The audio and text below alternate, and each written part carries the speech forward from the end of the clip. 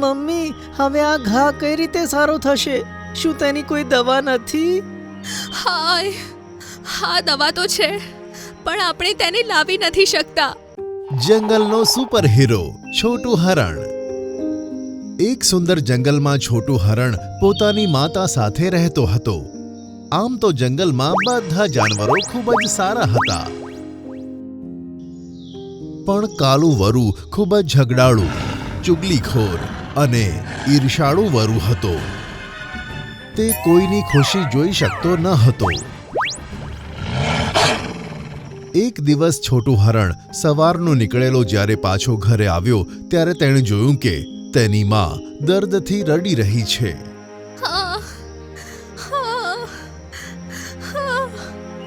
અરે બાપરે! અરે મમ્મી, શું થયું? તને આ પગમાં કેવી રીતે વાગી ગયું? છોટું બેટા, હું આજે સવારે જંગલમાં ખાવાની શોધમાં ગઈ હતી. અચાનક શેરખાનનો અવાજ આવ્યો તો હું તરત ડાળીઓની પાછળ જઈને છુપાઈ ગઈ. ડાળીઓ ખૂબ જ સૂકી હતી. હું તેમાં ફસાઈ ગઈ અને હું જ્યારે પોતાને નીકાળવા ગઈ ત્યારે આ સૂકી લાકડી મારા પગમાં ઘૂસી ગઈ અને આટલું બધું વાગી ગયું. ઘણી મુશ્કેલીથી ઘરે તો પહોંચી ગઈ, પણ હવે દુખાવો સહન નથી થઈ રહ્યો. આ સાંભળીને છોટું હરણ હેરાન થઈ ગયો. મમ્મી, હવે આ ઘા કઈ રીતે સારો થશે? શું તેની કોઈ દવા નથી?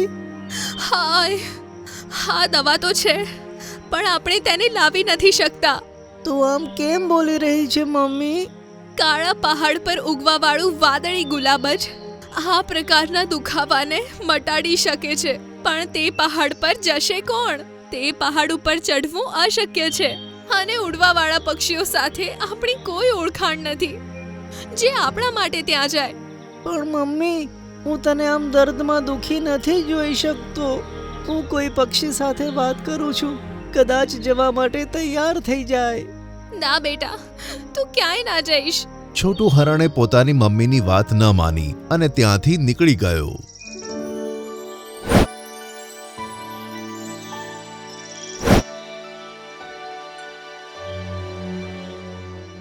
તેણે જંગલના ઘણા પક્ષીઓ સાથે વાત કરી, પણ કોઈ જ કાળી પહાડી પર જવા માટે તૈયાર ન હતું અને છેલ્લે તે જાતે જ તે કાળી પહાડી તરફ જવા માટે નીકળી ગયો. ઘણા સમય ચાલ્યા પછી તેણે જોયું કે એક પરી આસમાની ફૂલની પાસે તેની સુગંધની મજા માણી રહી છે. વાહ, કેટલી સરસ સુગંધ છે! શું આ તે જ આસમાની ફૂલ છે કે જેને ખાતા જ કોઈ પણ દર્દ મટી જાય છે? અરે, તું અહીંયા? મારાથી ડરશો નહીં. મને ખબર છે તમે પરી છો. મેં વાર્તાઓમાં તમારા વિશે ઘણું બધું સાંભળ્યું છે. આ એરિયામાં પ્રાણીઓ નથી આવતા એટલે હું આશ્ચર્યચકિત થઈ ગઈ. હું પણ નહોતો આવવાનો, પણ હું ઘા સરખો કરવાવાળા આસમાની ફૂલને શોધી રહ્યો છું. તે વાદળી ગુલાબ તો તમને કાળા પહાડ પર જ મળશે, પણ તમને તે શા માટે જોઈએ છે? તમે તો એકદમ સરસ છો. મારી મમ્મીના પગમાં વાગ્યું છે, તેથી મારે તે ઠીક કરવા માટે આસમાની ફૂલ જોઈએ. પણ તમે એક હરણ છો તો તમે પહાડ ઉપર નહીં ચડી શકો. તે ખૂબ ઊંચો છે, ત્યાં ફક્ત પક્ષીઓ જ જઈ શકે છે. પણ તમે પણ તો પક્ષીની જેમ ઉડી શકો છો. શું તમે મારા માટે તે નથી લાવી શકતા? હું જઈ આવત, પણ ત્યાંનું ઓક્સિજન એવું છે કે ત્યાં પરીઓ શ્વાસ નથી લઈ શકતી. ચારેય બાજુ ઔષધિની સુગંધ હોય છે. કદાચ મને ભગવાને પાંખો આપી હોત તો હું મમ્મી માટે જ નહીં પણ બધા માટે તે કાળી પહાડી પર જઈને તે ફૂલ લઈને આવત. સાંભળીને પરીને દયા આવી ગઈ. તારી આ ઈચ્છા પૂરી થઈ શકે છે. હું તને ઉડવા માટે પાંખ આપીશ. શું ખરેખર એવું થઈ શકે છે?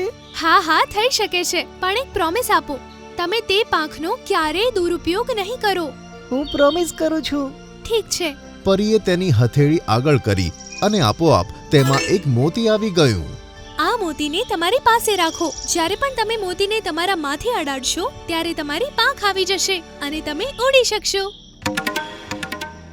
આ મોતી તમારા માથેથી ત્યાં સુધી નહીં નીકળે જ્યાં સુધી તમે તેને પોતે નહીં કાઢો.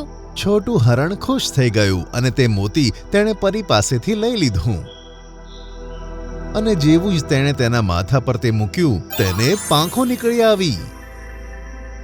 તારો ખૂબ ખૂબ આભાર પરી. હવે હું આ પાંખોને ક્યારેય નહીં હટાવું. અને બધા જાનવરોની મદદ કરીશ. તમારો ઈરાદો સારો છે, પણ પહેલા મારી પૂરી વાત સાંભળો. આ મોતી ફક્ત દિવસમાં જ લગાવી શકાય છે. જો તમે તેને રાત્રે લગાવશો તો પાંખ બરાબર કામ નહીં કરે. તે સમયે પાંખ તેને ક્યાંય પણ ઉડાવીને લઈ જઈ શકે છે અને રસ્તા વચ્ચે આપોઆપ બંધ પણ થઈ જશે, જેથી તું ધડામ કરીને જમીન ઉપર આવી પડીશ. ઓહ, એમ છે. સારું, હું તેનું ધ્યાન રાખીશ. પણ અત્યારે તો દિવસ છે અને મારી મમ્મીને વાગ્યું છે. શું હું જઈ શકું? હા હા, જલ્દી જાઓ અને તમારી મમ્મીને સાજા કરો. આભાર. હું તમને ફરીથી જરૂર મળીશ. કહીને છોટું હરણે પાંખોને હલાવી અને તે હવામાં ઉડવા લાગ્યો. તેને તો ખૂબ મજા આવી ગઈ અને તે કાળી પહાડી પહોંચી ગયો. ઘણો વખત શોધ્યા પછી તેને આસમાની ગુલાબ મળી ગયું અને પાછો પોતાના ઘર તરફ ઉડ્યો. તેને આકાશમાં ઉડતો જોઈ બધા જાનવરો હેરાન હતા. જે પણ તેને ઉડતા જોતું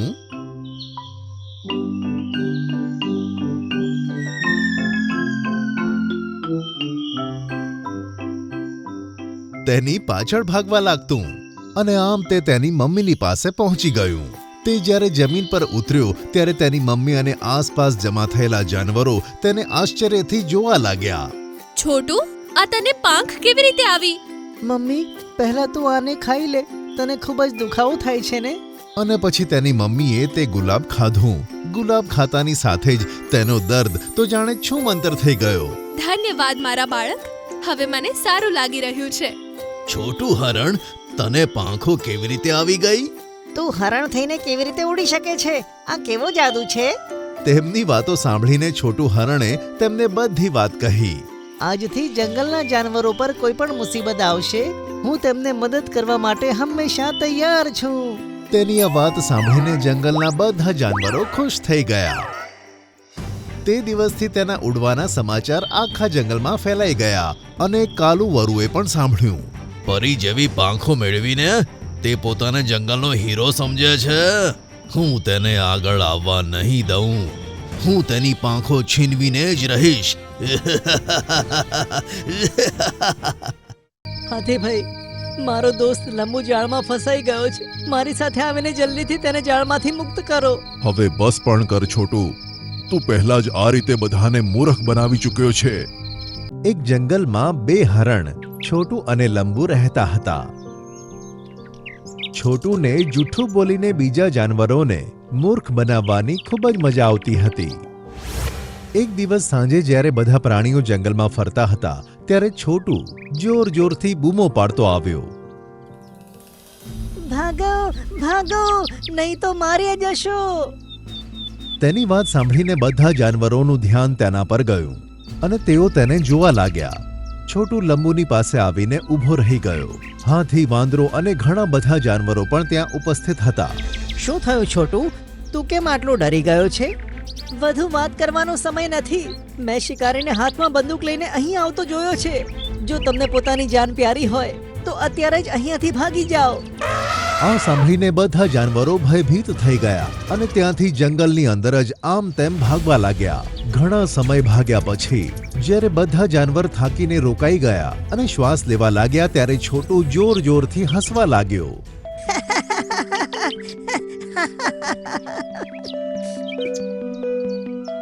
શું થયું છોટું? તું કેમ આટલું હસી રહ્યો છે? તમે લોકો કેવા શિકારીના નામ ઉપર બીને ભાગી રહ્યા હતા. મને તેની ઉપર જ હસવું આવે છે. સાંભળીને બધા જાનવરો એકબીજાને જોવા લાગ્યા અને પછી લંબુ બોલ્યો. તો એમાં હસવાની શી વાત છે? શિકારીથી તો આપણે બધા ડરીએ છીએ. તેની એક જ ગોળીથી આપણામાંથી કોઈ પણ એક તેનો શિકાર બની શકે છે. શું તું તેનાથી ડરીને ભાગી રહ્યો નહોતો? હું બીશ તો ત્યારે ને જ્યારે અસલમાં કોઈ શિકારી આવી જશે. આ સાંભળીને બધા જાનવરો ગુસ્સે થઈ ગયા અને લંબુ બોલ્યો. તારો મતલબ શું છે? તું જ બોલ્યો હતો ને કે શિકારી આવી રહ્યો છે. પોતાની જાન બચાવીને ભાગો. મેં તો બસ એમ જ મજાકમાં બોલી દીધું હતું. મને તો હજુ પણ હસવું આવે છે કે તમે લોકો કેવા શિકારીથી બીને ભાગી રહ્યા છો. કહીને છોટુ જોર જોરથી હસવા લાગ્યો અને બાકીના જાનવરોને તેની આ વાત બિલકુલ ના ગમી. એક વખત રાત્રે જ્યારે બધા જાનવરો પોતપોતાના કામમાં લાગ્યા હતા ત્યારે છોટુ બૂમો પાડતો પાડતો દોડતો ત્યાં આવ્યો. ભાગો ભાગો ભાગો! શિકારી હાથમાં બંદૂક લઈને આપણી તરફ જ આવી રહ્યો છે. તેની આ વાત સાંભળીને બધા જાનવરોને લાગ્યું કે છોટુ આ વખતે સાચું કહી રહ્યો છે. તેથી બધા જાનવરો તેની સાથે સાથે પોતાની જાન બચાવવા માટે ભાગવા લાગ્યા.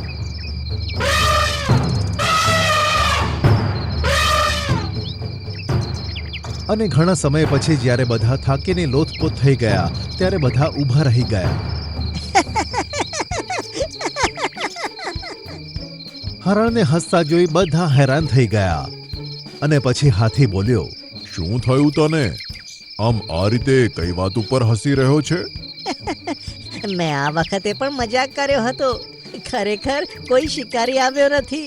મેં આ વખતે પણ બધાને મૂર્ખ બનાવ્યા. તારી આ ખોટું બોલવાની આદતને લીધે એક દિવસ કોઈ તારી ઉપર ભરોસો નહીં કરે. લંબુએ કહ્યું અને બધા જાનવરો પોતપોતાના રસ્તે ચાલી નીકળ્યા.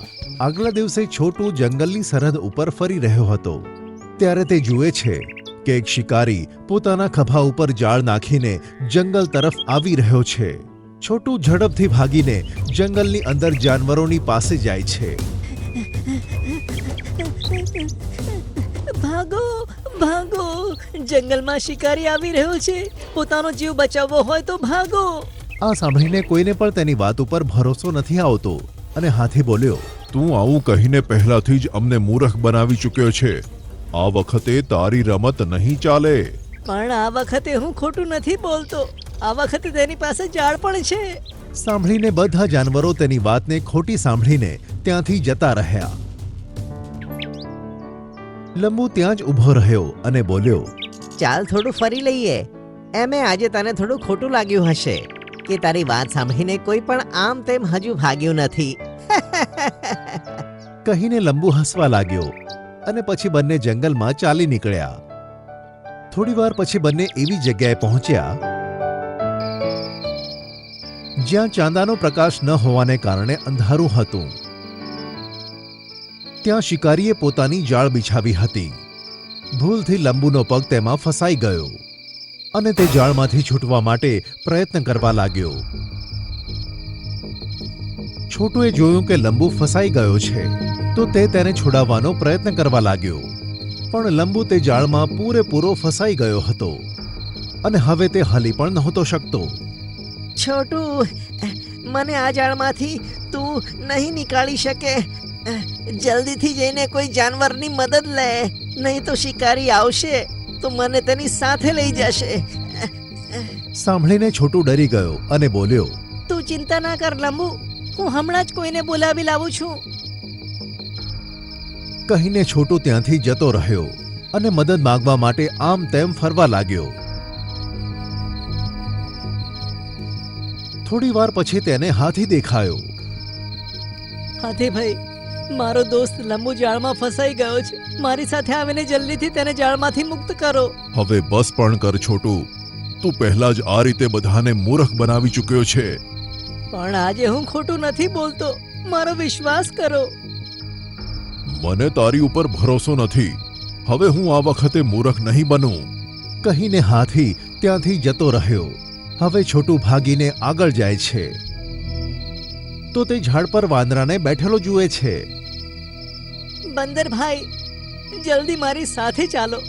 લંબુ શિકારીની જાળમાં ફસાઈ ગયો છે. જો તેને જલ્દી નહીં નીકાળીએ તો શિકારી તેને લઈ જશે.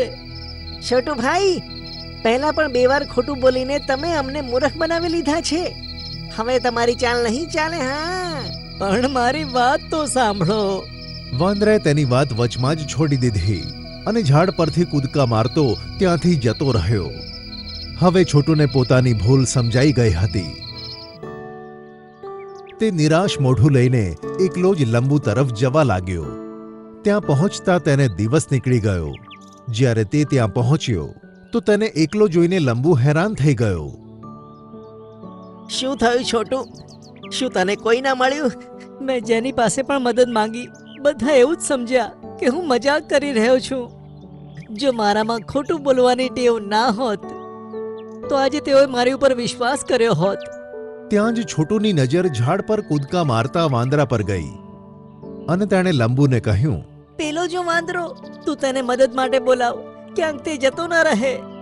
સાંભળીને લંબુએ જોર જોરથી બૂમ પાડી. આ સાંભળીને વાંદરાની તેના પર નજર પડી અને તે ઝાડ પરથી નીચે આવીને જોવા લાગ્યો. વાંદરાએ જોયું કે લંબુ જાળમાં ફસાયેલો પડ્યો છે અને છોટું તેની પાસે ઊભો છે. અરે, હંમેશાની જેમ મને એમ જ લાગ્યું કે છોટું ખોટું બોલી રહ્યો છે, પણ તું તો ખરેખર ફસાઈ ગયો છે. કહીને વાંદરો જાળ કાપવાનો પ્રયત્ન કરે છે, પણ તે જાળને કાપી ન શક્યો. તમે લોકો ચિંતા ના કરો, હું હમણાં જ હાથીભાઈને બોલાવું છું. આ જાળમાંથી તેઓ જ તને છૂટા કરી શકે છે. કહીને વાંદરો ત્યાંથી જતો રહ્યો. ઘણા સમય પછી જ્યારે તે પાછો આવ્યો તો તેની સાથે હાથી અને ઘણા બધા જાનવરો પણ ત્યાં આવી ગયા. આ જોઈને છોટું અને લંબુ ખુશ થઈ ગયા. હાથીએ પોતાના મજબૂત દાંતોને જાળની અંદર નાખ્યા અને જાળને ઉપર ઉઠાવી. જાળ એક બાજુથી ખુલી ગઈ અને લંબુ અડધો જાળમાંથી નીકળી ગયો. પણ જ્યારે તેને દૂરથી શિકારીને આવતા જોયો તો બધા જાનવર ત્યાંથી ભાગવા લાગ્યા. જ્યારે શિકારીએ લંબુને જાળમાં ફસાયેલો જોયો તો તે ખુશ થઈ ગયો. હવે છોટું, જે થોડેક દૂર ઊભો હતો, તેને જાણી જોઈને અવાજ કરવાનું શરૂ કરી દીધું અને શિકારી તરફ પીઠ કરીને ઊભો રહી ગયો. આ જોઈને શિકારીએ વિચાર્યું કે એક તો ફસાઈ ગયો છે, આ બીજું હરણ મળી જાય તો મજા પડી જાય. કહીને છોટું તરફ તે ધીરે ધીરે આગળ વધવા લાગ્યો. હવે આ જોઈને હાથી ફરીથી લંબુ પાસે આવ્યો અને તેણે જાળની બીજી બાજુ પણ પોતાના દાંત ફસાવ્યા અને ઉપર ઉઠાવીને લંબુને જાળમાંથી મુક્ત કરી નાખ્યો. પછી લંબુએ મુક્ત થઈને બૂમ પાડી, છોટું, શિકારી તારી તરફ આવી રહ્યો છે, પોતાને બચાવ. આ સાંભળીને છોટું સમજી ગયો કે લંબુ મુક્ત થઈ ગયો છે અને પછી તે પણ જંગલની એક તરફ ભાગી નીકળ્યો. શિકારીએ જોયું કે હરણ જાળમાંથી નીકળી ગયું છે તો તે ગુસ્સાથી પોતાના વાળ ખેંચતો રહી ગયો. છોટું પણ જલ્દીથી ફરીને બધાની પાસે પહોંચી ગયો અને પછી બધા જાનવર એક સાથે જંગલ તરફ ભાગવા લાગ્યા અને શિકારીની આંખોમાંથી અદૃશ્ય થઈ ગયા. હું પ્રોમિસ કરું છું કે આજ પછી હું કોઈને પણ ખોટું બોલીને મૂર્ખ નહીં બનાવું. આ સાંભળીને બધા જાનવરો ખુશ થઈ ગયા અને પછી છોટુને પોતાની ભૂલ સમજાઈ ગઈ હતી.